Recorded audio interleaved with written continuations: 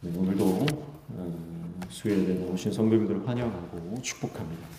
요한계시록 17장 1절로 18절 말씀 읽었습니다.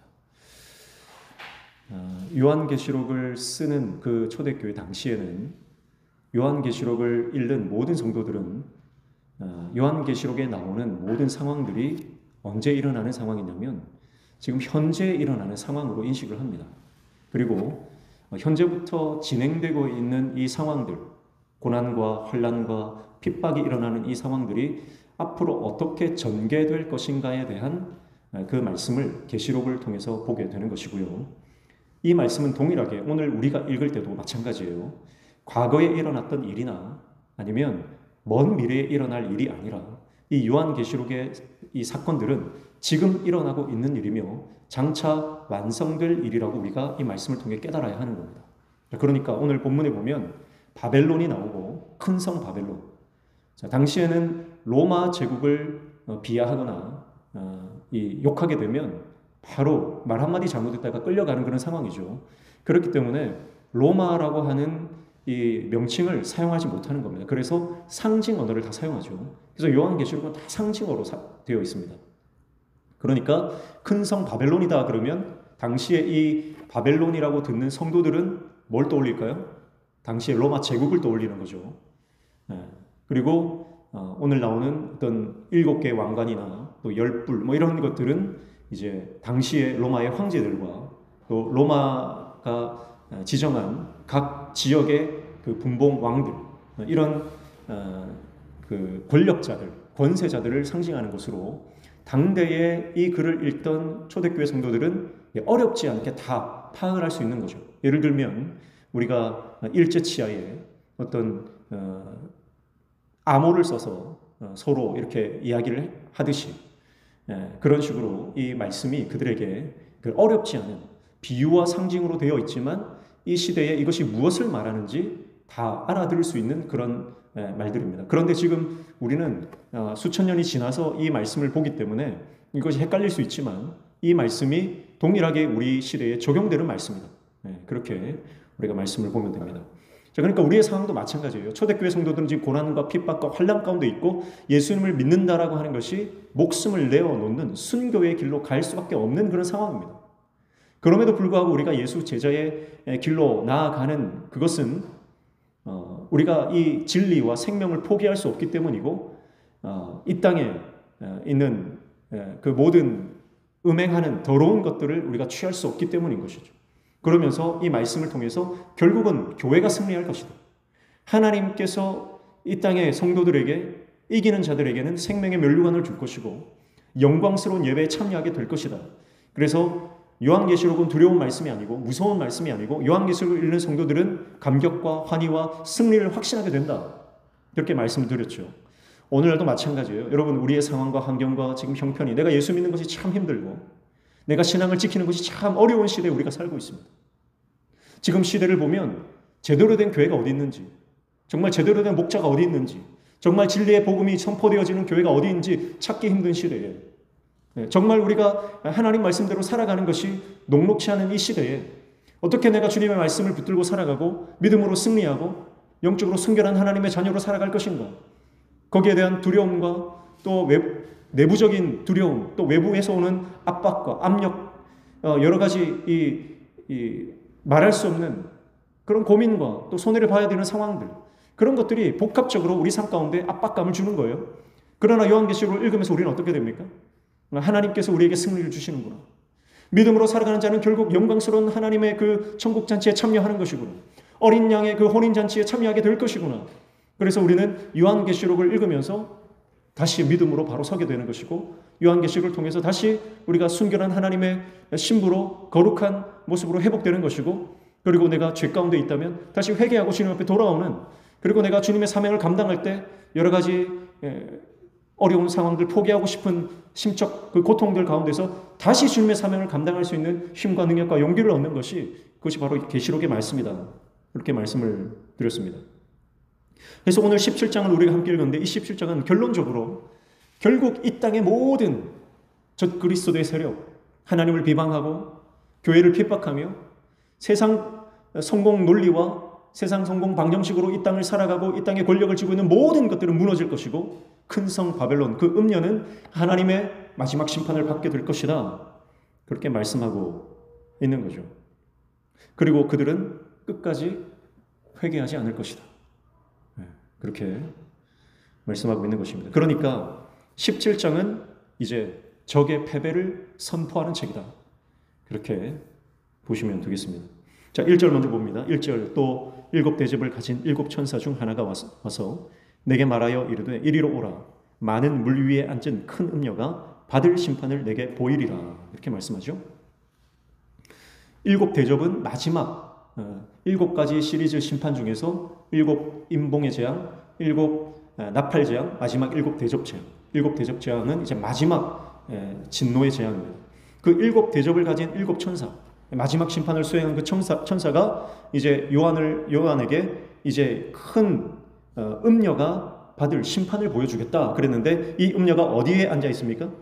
많은 물 위에 앉아 있다 그랬어요. 많은 물 위가 뭐죠?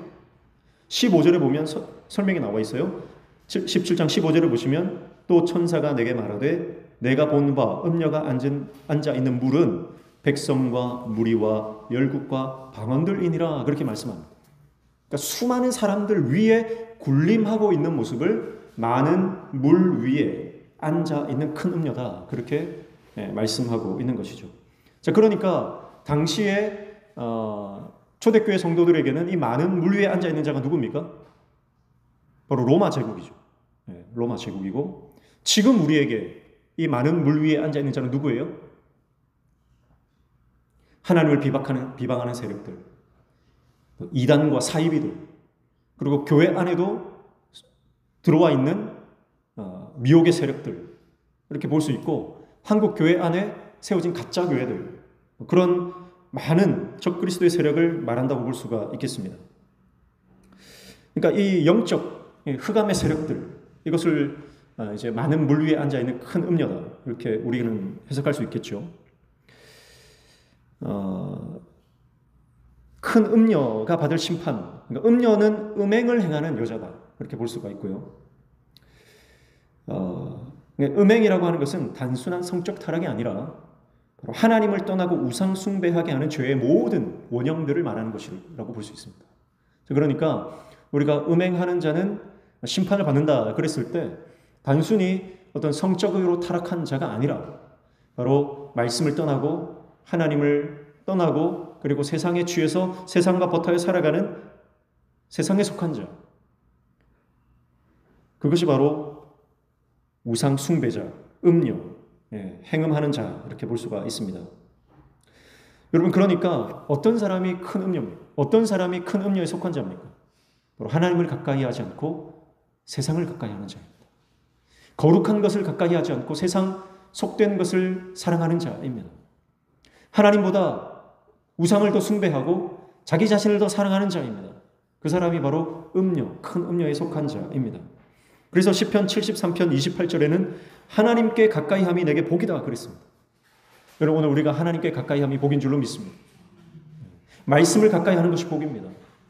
기도의 자리로 나아가는 것이 복입니다. 은혜의 자리로 나아가는 것이 복입니다. 말씀이 선포되어지는 그 자리에 나아가는 것이 복이에요. 근데 여러분 우리는 돈이 있는 곳을 쫓아가죠. 세상 인기가 있는 곳을 쫓아갑니다.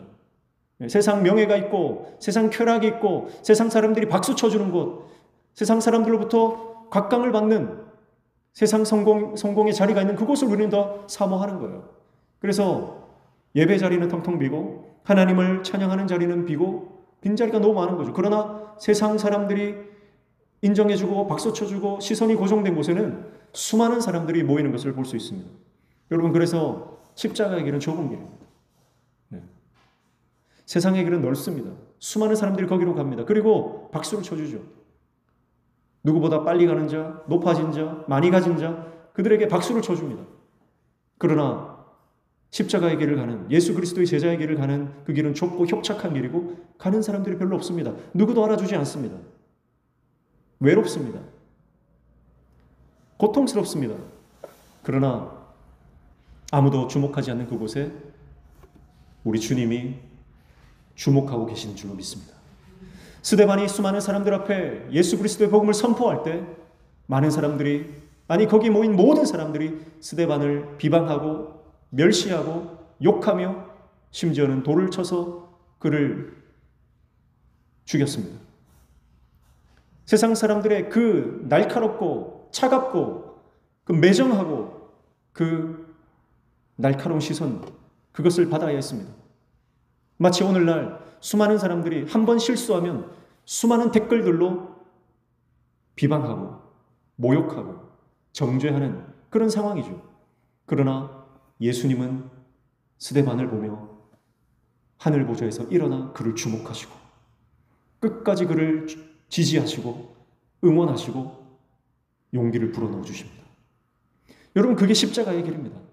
수많은 사람들이 나를 미워하고 이유 없이 나를 모함하고 나를 핍박한다 할지라도 우리 주님이 인정해 주시는 그 길을 걷는 것이 하나님의 종인 줄로 믿습니다. 그래서 세상 사람들과 멀어지고 세상 성공과 멀어지고 재물과 멀어지고 명예와 멀어진다 할지라도 하나님께 가까이 하면 복이 되는 것입니다. 오늘 저의 말씀과 가까워지고 기도와 가까워지고 은혜의 자리, 하나님의 임재의 자리, 그것을 사모하고 하나님께 가까이 가는 하나님의 종 되시기를 축복합니다. 자, 그래서 시편 73편 28절에는 하나님께 가까이 함이 내게 복이라 그랬는데 그 앞절에는 뭐라고 말씀하냐면요, 27절에 보면 바로 앞절에는 이렇게 말해요. 무릇 주를 멀리하는 자는 망하리니 그랬습니다. 주를 멀리하는 자는 망한다는 거예요. 주를 멀리하면 조금 손해를 볼 거야. 주를 멀리하면 조금 너네가 이득을 보지 못할 거야. 조금 섭섭할 거야.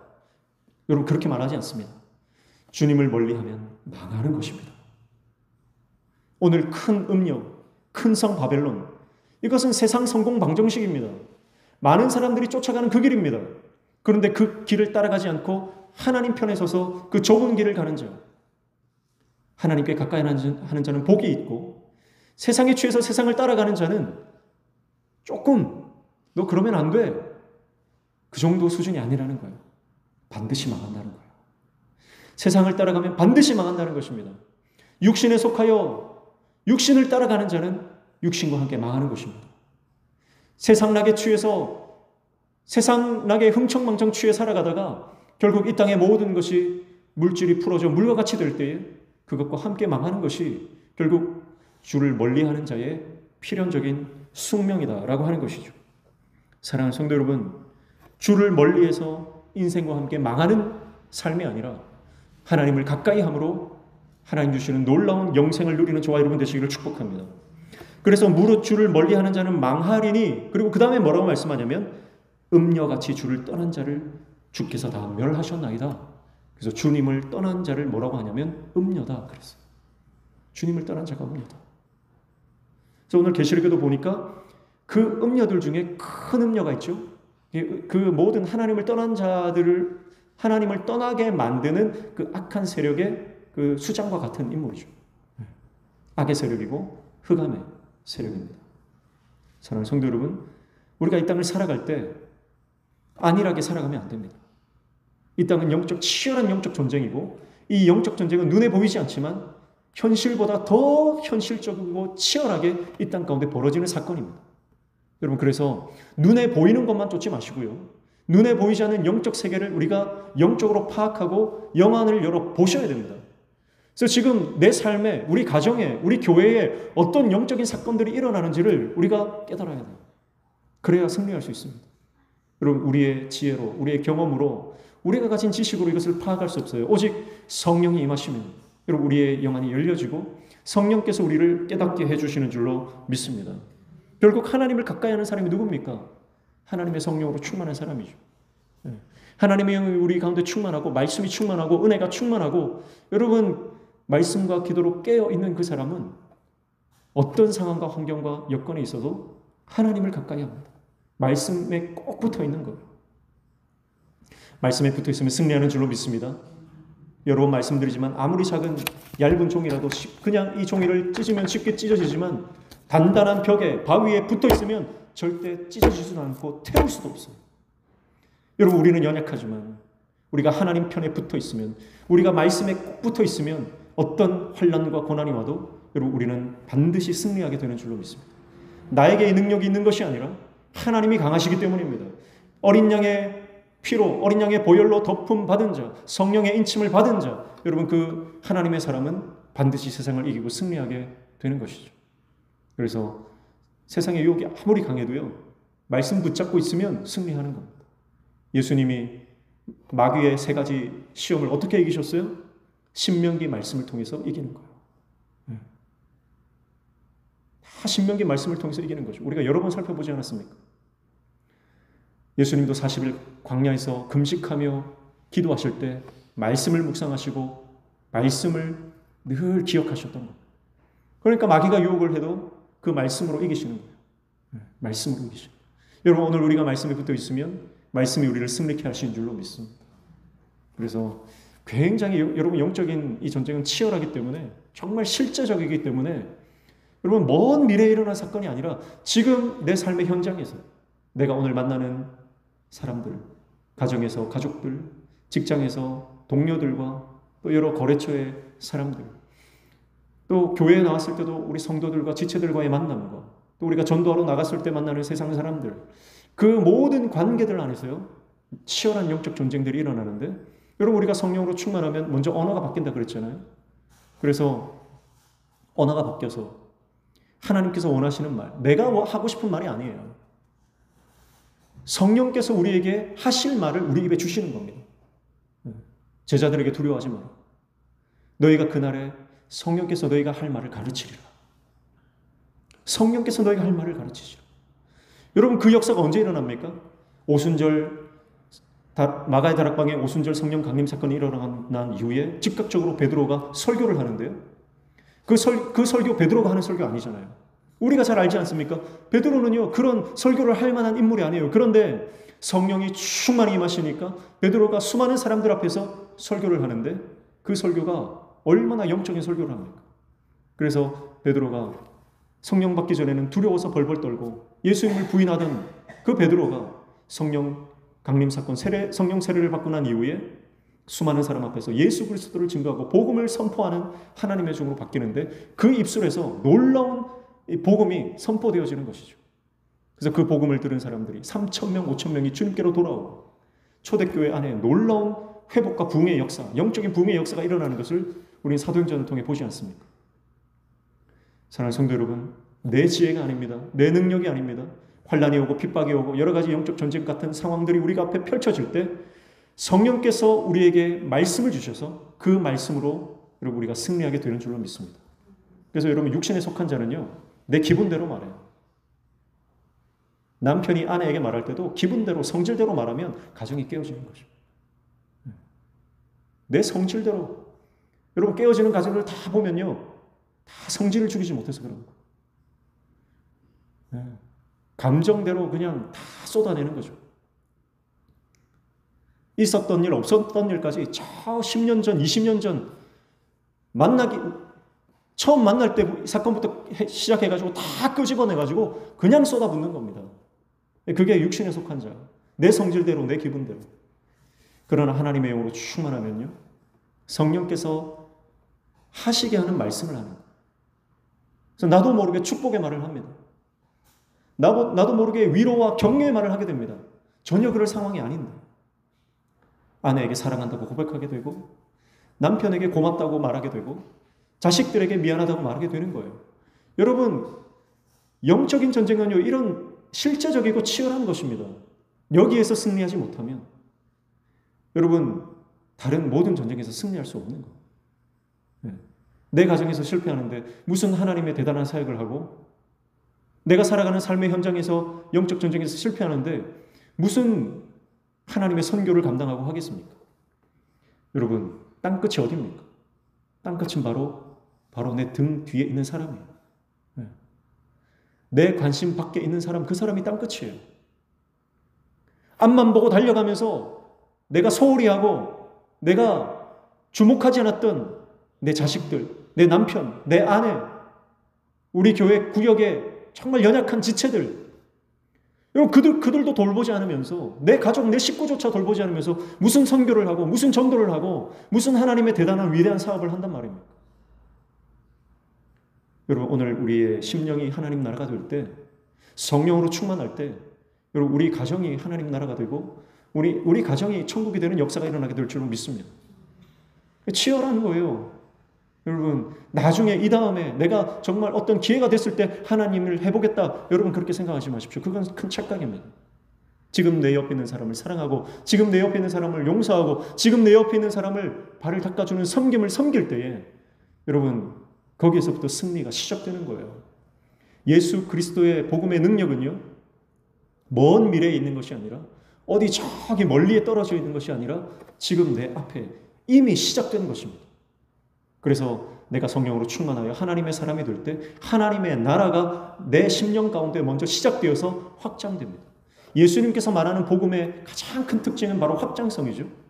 그래서 내 안에 복음의 씨앗이 들어와서 겨자씨만한 믿음이 있으면 그 믿음이 자라는 거예요. 끊임없이 자라는 거예요. 끊임없이 성장하는 거예요. 끊임없이 확장되는 겁니다. 그래서 정말 눈에 보이지 않는 겨자씨 하나리 큰 나무가 되어서 거기에 수많은 새들이 깃들이는 것처럼, 여러분이 정말 성령의 사람이 되고, 여러분이 정말 은혜의 사람이 되고, 여러분이 정말 믿음의 사람이 되고, 여러분이 정말 하나님의 사람이 되면 여러분이 가지고 있는 그 믿음으로 말미암아 그 믿음이 자라서 성장해서 확장되어서 가족들이 그 나무에 깃들어 쉼을 얻는 것입니다.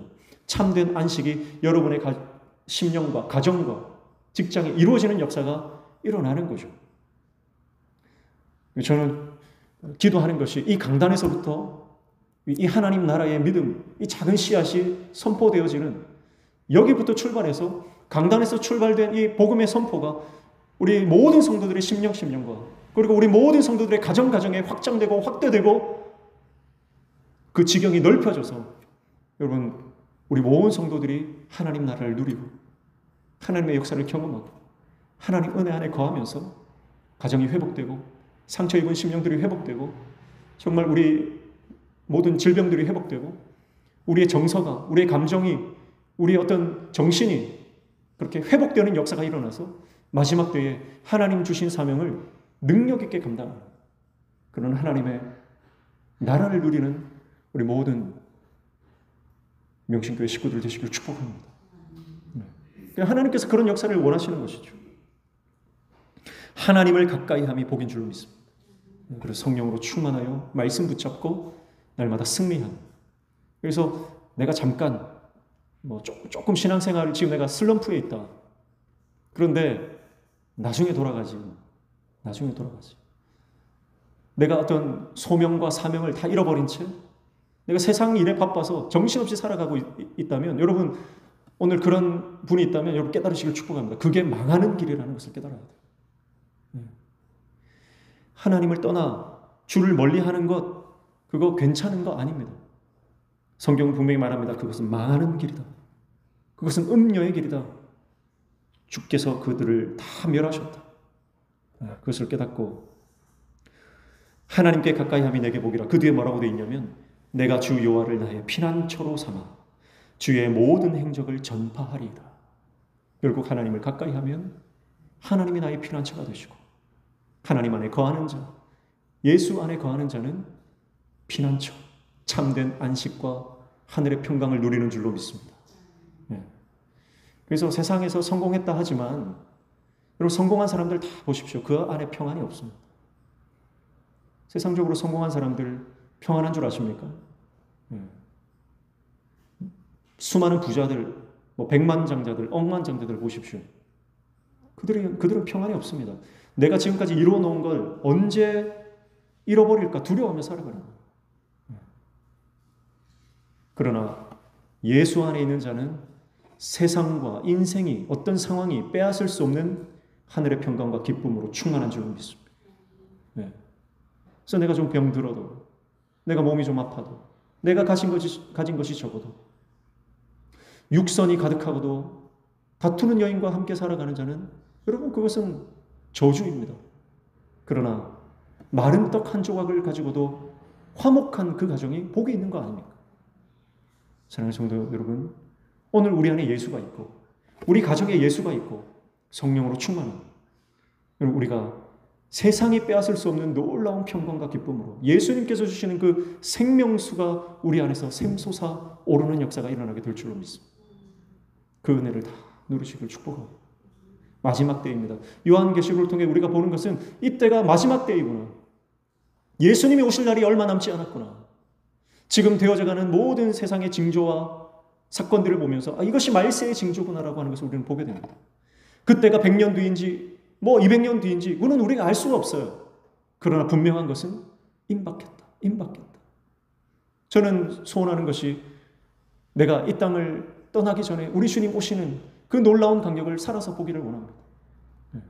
근데 여러분, 이 땅에 미련이 있으면 주님 좀 천천히 오십시오. 좀 더 있다 오십시오. 우주적 종말이 언제인지 모르지만 여러분, 그러나 개인적 종말은 여러분, 우리 인생이 50년 이상 남으신 분들 몇 명이나 있겠습니까? 우리 자녀들이나 50년, 60년 개인적인 종말을 맞이하겠지만 우리는 다 50년 안쪽이에요. 개인적 종말을 맞이할 것입니다. 그때 우리는 주님 앞에 설 것입니다. 그때 주님 앞에 내가 뭘 내어놓을까? 주님 앞에 내어놓을 게 있어야죠. 주님께서 나에게 달란트를 주셨는데, 그 수많은 기회를 주셨는데, 주님 앞에 내가 뭘 내어놓고 착하고 충성된 종이라 칭찬받고 인정받고 하나님의 위로를 받겠습니까? 여러분, 오늘 저와 여러분이 무엇이 복인지, 그리고 무엇이 망하는 길인지 오늘 이 계시록 말씀을 통해 깨닫는 저와 여러분 되시기를 축복합니다. 2절 말씀에 보면 땅의 임금들도 그와 더불어 음행하였고 땅에 사는 자들도 그 음행의 포도주에 취하였다 하고 그랬습니다. 여러분, 이 음료는요, 수많은 땅에 사는 사람들을 음행에 빠지게 하고 음행의 포도주에 취하게 하는 자입니다. 그래서 이 땅에 사는 사람들, 짐승의 표를 받은 사람들은 다 음행의 포도주에 취하여 살아가는 것입니다. 그러나 계시록 12장 12절을 보십시오. 12장 12절. 12장 12절 말씀에 보면, 그러므로 하늘과 그 가운데 거하는 자들은 즐거워하라. 그러나 땅과 바다는 화 있을진저 이는 마귀가 자기의 때가 얼마 남지 않은 줄을 알므로 크게 분내어 너희에게 내려갔음이라 하더라고요. 자, 여기에서 분명하게 말씀합니다. 소속이 나뉜다는 거예요. 하늘과 그 가운데 거하는 자들은 즐거워한다는 겁니다. 그러나 땅과 바다, 이 땅과 바다에 속한 모든 사람을 포함하는 거죠. 땅에 속한 자들에게는 화가 있다. 그렇게 말하는 거죠. 다시 돌아와서 17장 2절 말씀에 땅의 임금들, 그러니까 이 땅을 다스리는 모든 권세자들과 그에게 속한 땅에 사는 자들 말씀하죠. 여러분, 이 땅에서 주는 모든 성공과 이 땅의 명예와 권세는요, 결국은 화가 된다는 겁니다. 화가 된다. 근데 여러분, 우리는 얼마나 그 권세를 원합니까? 우리 안에 다 욕망이 있어. 욕망이 다 있어.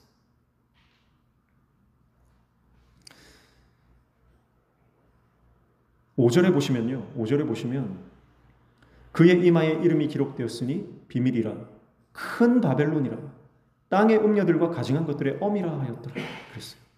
큰 바벨론. 여러분, 결국 인간에게는 이 욕망이 있어서 커지기를 원합니다. 높아지기를 원합니다. 많이 가지기를 원합니다. 많은 사람들 위해 군림하기를 원하는 것이 여러분, 우리의 본성이라는 거예요. 본성. 그래서 여러분, 1등이 되려고 여러분 수단과 방법을 가리지 않는 것이 사람입니다. 어떻게 해서든 가장 정점에 올라가려고 발버둥 치고 수단과 방법을 가리지 않는 거예요. 최근에 언론 보도를 통해서 충격적인 기사가 하나 떴죠. 그 모든 개들의 대통령이라고 말하는 그 반려동물, 그 애견 그 사업의 가장 정점에 있는 한 사람. 근데 그 사람이 감춰진 얼굴이 드러나지 않았습니까? 물론 이게 이제 막 발표가 되어서 진위 여부를 아직 기다려봐야 되겠지만, 그런데 여러분, 비단 그 사람뿐입니까? 수많은 어떤 권력의 정점에 올라간 사람들, 어떤 그 사업의 정점에 올라간 사람들, 어떤 그 분야의 최고가 된 사람들, 그러나 그 사람들이 온전한 사람이 정말 찾아보기 힘든 그런 사회에 살고 있습니다. 그렇지 않습니까? 여러분, 그런데 세상 사람들이야 그렇다 치더라도 여러분, 교회를 보면 어떻습니까? 대형 교회, 큰 교회 목사들, 목회자들이 처음부터 그랬는지 아니면 중간에 변했는지는 모르겠지만 여러분, 그 대형 교회 목사님들이, 목회자들이 타락하고 변질된 모습을 보면서 결국은 어쩌면 이 커진다는 것, 교회가 대형화된다는 것도요, 이게 복이 아니구나. 이거 복이 아니구나. 그런 생각을 하게 되는 거예요. 왜냐하면 그 정점에 올라가면 변할 수밖에 없는 것이 사람이고, 그 정점에 올라가기 위해서 수단과 방법을 가리지 않는 것이 우리 본성이기 때문에 어쩌면 내가 오늘 하루의 은혜, 그래서 예수님은 주기도문을 통해서 일용할 양식을 구하라고 그랬지. 100일치, 1000일치, 아니 평생 먹을 내 여생을, 내 남은 그 인생을 보장해 줄 그런 양식을 구하라고 하지 않았던 건 아닙니까? 그런데 우리는 일용할 양식에 만족을 못하는 거예요. 감사하지 못하는 거예요. 그래서 더 많아져야 되고 더 높아져야 되고, 그러면서 교회마저 큰 교회, 대형 교회가 되어야 되는, 그리고 결국 변질되어 버리는 그런 모습들을 보게 되는 것이죠. 한국에서, 아니 전 세계에서 가장 크다라고 하는 기네스북에 등재된 교회마저 그런 성추문의 소식을 우리가 들어야 되는 그런 안타까운 시대에 우리가 살고 있지 않습니까? 저도 두려운 거예요. 저는 우리 교회가 작다고 생각하지 않습니다. 저는 우리 교회가 크다고 생각해요.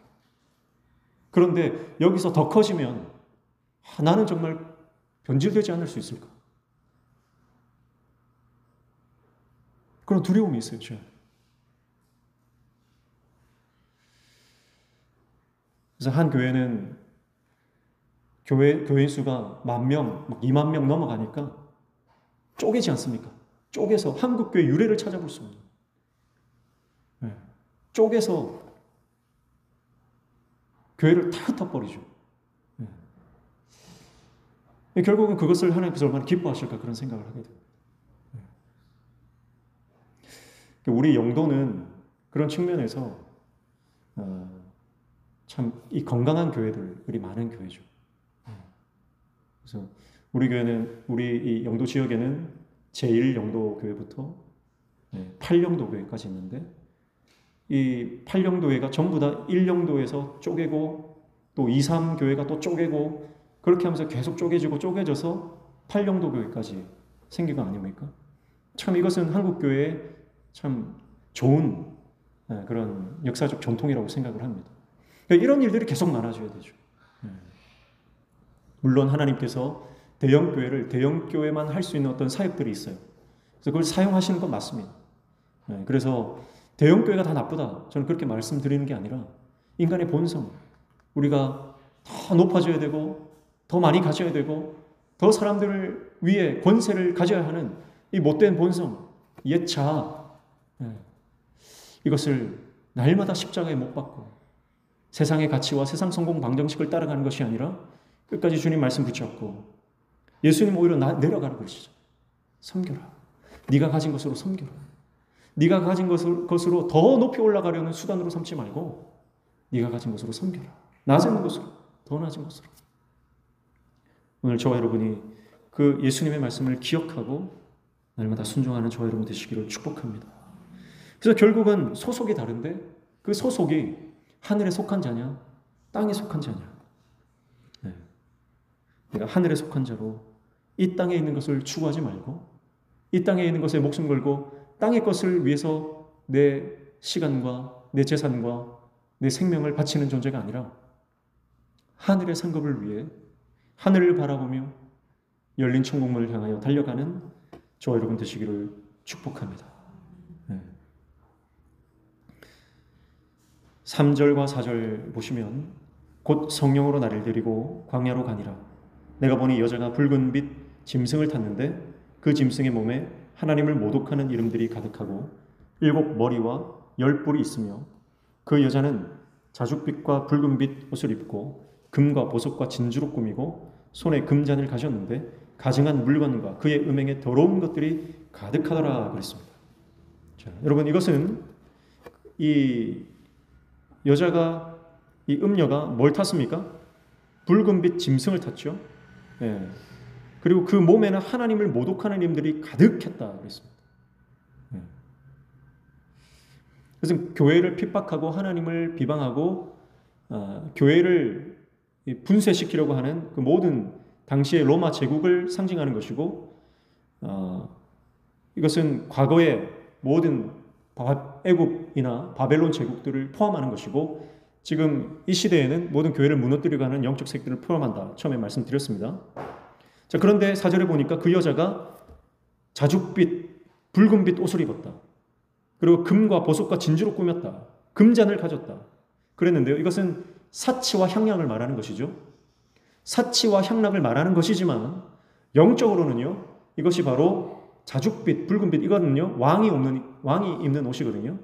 그러니까 이것은 그가 화려하게 꾸며서 누구를 흉내내는 겁니까? 그리스도, 메시아를 흉내내는 겁니다. 그러니까 여러분, 마지막 때에 모든 사치와 향락, 그리고 모든 화려한 것들로 성도들을 미혹하는 세력들이 있는 것이죠. 그러나 그들은 가짜 교회입니다. 가짜 교회이며 거짓 메시아입니다. 진리인 것 같지만 진리가 아닌 것들입니다. 그래서 이단이죠. 비슷하지만 다른 것입니다. 그게 이단이죠. 비슷한데 끝이 다른 게 이단입니다. 여러분, 이 땅은 지금 우리는 이 영적으로 혼란한 시대에 살고 있습니다. 수많은 자칭 선지자, 자칭 전도자, 자칭 그리스도, 심지어는 자칭 예수라고 하는 사람들까지도 등장해서 이 땅에서 수많은 사람들을 미혹하는 시대에 우리는 살고 있는 것입니다. 그래서 영적으로 바로 깨어야 돼요. 정신을 바짝 차리지 않으면, 말씀과 기도로 깨어있지 않으면 여러분, 우리는 언제 넘어질지 모릅니다. 여러분, 신천지 이단에 빠져있는 사람들, 안 믿는 사람들 아닙니다. 대부분의 사람들이 교회 다녔던 사람들이에요. 거기에는 신학교 교수도 있고, 거기에는 목회자도 있고, 거기에는 장로도 있고, 수많은 예수 믿다가 실족해서 그 신천지에 빠진 사람들이 얼마나 많은지 모릅니다. 여러분, 그래서 우리가 깨어있지 않으면 언제 이 미혹의 영에 당할지 모르는 거죠. 여러분, 진짜 교회, 진짜 진리, 여러분, 진짜 성도, 우리가 추구해야 하는 건 가짜가 아닙니다. 진짜입니다. 여러분, 그래서 진짜를 어떻게 우리가 알 수 있습니까? 가짜가 뭔지 파악한다고 가짜를 잡을 수 있는 게 아니라 진짜가 뭔지. 그래서 위조 지폐 감별사들은 뭘 연구합니까? 위조 지폐를 연구합니까? 아니요. 위조 지폐 감별사들은요, 진짜 돈만 연구해요. 진짜 돈만 팝니다. 진짜 화폐, 진짜 지폐만을 끊임없이 연구하는 거예요. 그러면 가짜는 그냥 판명 나는 거죠. 우리가 격가지를 붙들고 있으니까 이단과 미혹하는 것에 빠지는 것입니다. 그러나 진짜 진리를 붙잡고 이 말씀을 붙잡으면요, 우리가 아무리 2단이 오고 3단이 와도 빠지지 않는 거죠. 여러분, 그래서 말씀이 생명인 줄로 믿습니다. 말씀이 능력인 줄로 믿습니다. 여러분, 그래서 말씀을 한 장이라도 읽지 않으면 기도도 하지 마라. 그렇게 강력하게 경고하시는 목사님도 그랬다 그랬잖아요. 여러분, 날마다 말씀 보셔야 됩니다. 날마다 하나님 말씀을 읽고 듣고 묵상하고, 여러분, 누가 들려주는 설교 어떤 말씀도 중요하지만, 여러분, 내가 이 말씀이 정말 그러한가, 이 말씀을 읽고 묵상하고 성령의 조명을 받아야 되는 거예요. 그래서 어쩌면 오늘날 가장 큰 복 중에 하나는 바른 복음이 선포되어지는 교회, 진리가 제대로 선포되어지는 교회에서 신앙생활하는 것이 정말 큰 복입니다. 가장 큰 복이죠. 오늘 저와 여러분이 깨닫는 은혜가 있기를 축복합니다. 성령께서 우리를 말씀이 깨달아지는 은혜를 주셔서 그 하나님 주시는 지혜로 우리가 읽고 묵상하는 이 말씀들이 정말 이 진리가 깨달아지고 우리 영 안이 열려지는 역사가 일어나시기를 축복합니다. 그래서 정말 말씀을 사모하는 자에게는요, 정말 형언할 수 없는 하늘의 기쁨이 우리에게 주어집니다. 세상 사는 게 재미없다 그러시는 분들이 있는데 말씀의 재미를 몰라서 그런 거예요. 저는 우리 교회 부임하고 제일 기쁜 게 뭐냐면 새벽기도, 날마다 새벽기도 설교해야 되고 수요 예배 설교해야 되고 금요기도에 설교해야 되고 주일 오전 예배 설교해야 되고 오후 예배 설교해야 되고 뭐 신방 가서 설교해야 되고 뭐 설교할 일들이 너무 많은 거예요. 다른 목사님들은 그렇게 어떻게 하냐, 참 불행하다, 힘들겠다 그렇게 말씀하시는데요. 저는 우리 명신교회 부임에서 가장 행복한 것 중에 하나가 늘 말씀을 읽고 묵상하고 연구하고 이 말씀을 선포할 수 있다는 게 가장 큰 복이에요. 저는 지금까지 신앙생활 하면서 가장 성경을 많이 봤던 때가 고3 때거든요. 고3 때 다른 아이들은 공부할 때 저는 성경책만 봤어요. 그때 정말 하나님 말씀을 보면서 말씀이 정말 이 살아서 글자 하나하나가 튀어나오는 경험을 했습니다. 정말 말씀이 꿀송이보다 단 말씀이 이 뜻이구나. 역사서 말씀을 읽으면 정말 그 역사 막 그 다윗과 뭐 솔로몬과 또 그 삼손과 이런 그 성경 인물들이 내 머릿속에서 정말 막 생생하게 막 전쟁을 하는 것 같아요. 그때 이후에 대학을 가고 사역을 하면서 사역에 치였던 것 같아요. 그래서 사실 대한민국 부교육자들은 일에 치여서 살아갑니다. 성경을 연구하고 말씀을 깊게 팔 시간들이 좀 별로 없는 것 같아요. 그런데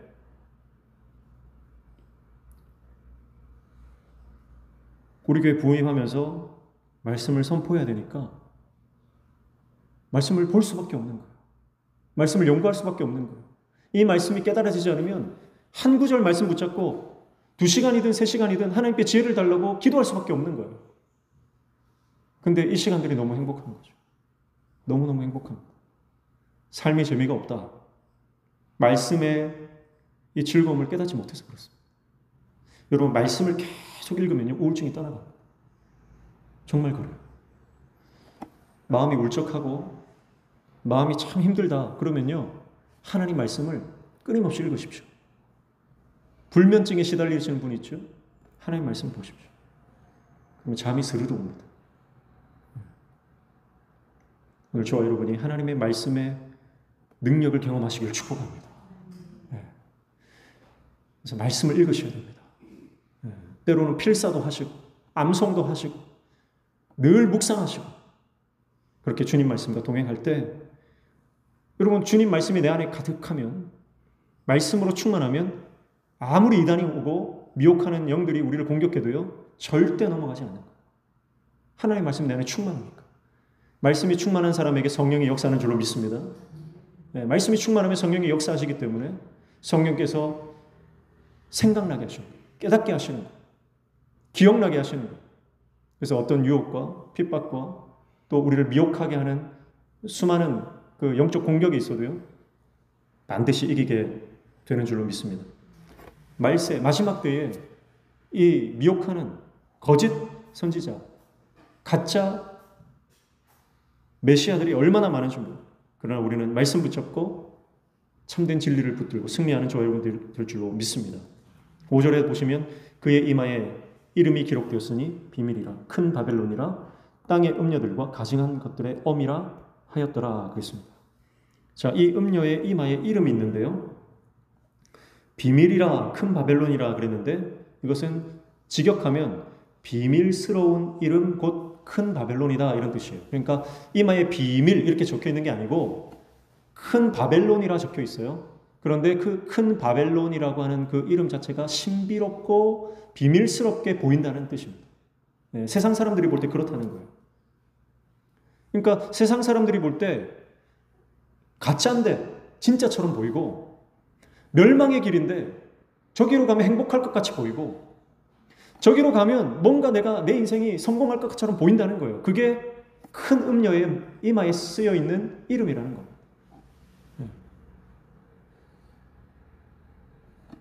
성공을 추구하면 내 인생이 행복해질 것 같아요. TV를 틀면 모든 매체가 그렇게 말합니다. 너 이거 가져라. 그러면 승리한다. 이것만 가지면 행복하다. 그래서 사람들이 명품 백을 사고, 명품 구두를 사고, 명품 옷을 사고, 큰 아파트를 사고, 큰 자동차를 사고. 이거 못 가지면 실패한 자다. 이거 가지면 성공한 자다. 그런데 진짜로 그걸 산다고 해결됩니까? 아니요. 더 공허해질 뿐입니다. 바닷물을 마시면 마실수록 더 갈증이 나고 결국은 사망에 이르는 것처럼 세상이 원하는 것, 좋은 것, 정말 신비로워 보이고 성공할 것처럼 보이고 천국을 줄 것처럼 보이는 그 모든 것은 신기루입니다. 그것을 쫓아가면 망하는 길이에요. 그래서 그 비밀스러운 이름 큰 바벨론인데 그것은 결국 하나님께서 말씀해 줍니다. 땅의 음녀들과 가증한 것들의 엄이다. 실체를 말씀해 주시는 거예요. 그 가증한 것들이다. 사랑하는 성도 여러분, 오늘 저와 여러분이 정말 거룩한 것과 가증한 것을 구별할 수 있는 믿음의 눈이 열리기를 축복합니다. 네.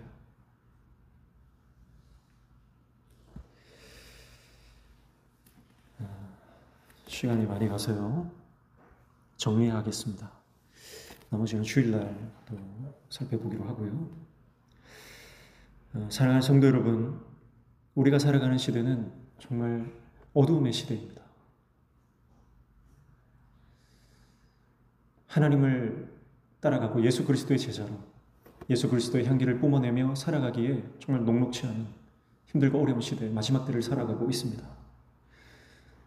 이 길로 가면 내가 정말 승리할 수 있을까? 내가 버텨낼 수 있을까? 주님 말씀 따라가고는 싶지만 이 길 가는 것이 너무 힘들고 피곤하고 때로는 마음의 상처도 받고 실족하기도 하고 심지어는 교회 나와서도 목회자에게 상처받고 성도들에게 상처받고 직분자들에게 상처받기도 합니다. 신앙생활하는 것이 참 힘든 것이 사실입니다. 그러나 오늘 말씀은 우리에게 용기를 줍니다. 우리를 위로하십니다. 교회는 승리한다. 어린 양을 따라가는 자들은 반드시 승리한다.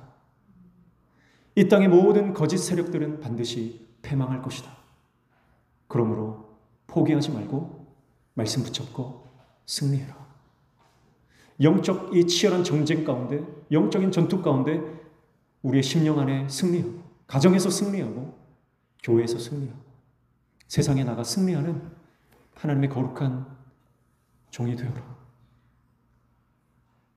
우리에게 그렇게 위로하고 용기를 불어넣어주고 있는 줄로 믿습니다. 사랑하는 성도 여러분, 오늘 저와 여러분이 이 말씀 붙잡고 끝까지 믿음의 여정을 확신과 담대함으로 승리하시기를 축복합니다. 주님이 우리와 함께 하십니다. 주님 우리에게 능력 주십니다. 주님 말씀 붙잡을 때 성령께서 우리에게 지혜를 주시고 능력을 주실 줄로 믿습니다. 끝까지 주님 말씀 붙잡고 이 십자가의 길을 포기하지 말고 걸어가는 저와 여러분 되시기를 주님의 이름으로 축복합니다. 기도하겠습니다. 하나님 아버지, 마지막 때에 성령의 사람, 말씀의 사람, 기도의 사람 되어 하나님을 가까이 함이 복이고 세상과 버타여 살아가는 것이 망하는 길임을 깨달아 끝까지 주님 편에, 어린 양의 편에 서서 주님을 예배하는 예배자 되게 도와주시옵소서. 예수님의 이름으로 기도하옵나이다. 아멘.